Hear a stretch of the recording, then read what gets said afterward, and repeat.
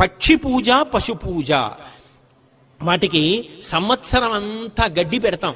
మనం పెట్టకపోయినా అవి పొలం దున్ని అవే వెళ్ళి ఎక్కడో గడ్డి మేసి వచ్చి పొలం దున్నుతున్నాయి, పాలిస్తున్నాయి, పెరిగిస్తున్నాయి, నెయ్యి ఇస్తున్నాయి, మన కుటుంబంలో సభ్యుడై తిరుగుతున్నాయి. అటువంటి ఆవు పట్ల, ఎద్దు పట్ల, పక్షి పట్ల కృతజ్ఞత చూపిస్తారు. చూపించి వాటికి అలంకారం చేస్తారు.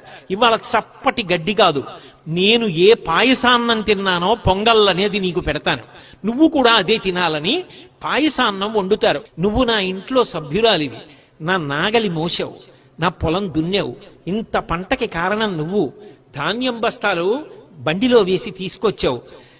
ఇవాళ ఆవు పాలిచ్చింది, దూడలు పెట్టింది, అవి పెరిగి పెద్దవవుతుంటే ఆనందిస్తున్నాను, నాతో పాటు నువ్వు కూడా భోగం అనుభవించు అని పెడతారు. పటుల పట్ల, పశువుల పట్ల కూడా కృతజ్ఞత ప్రకటించగలిగిన విశాల హృదయం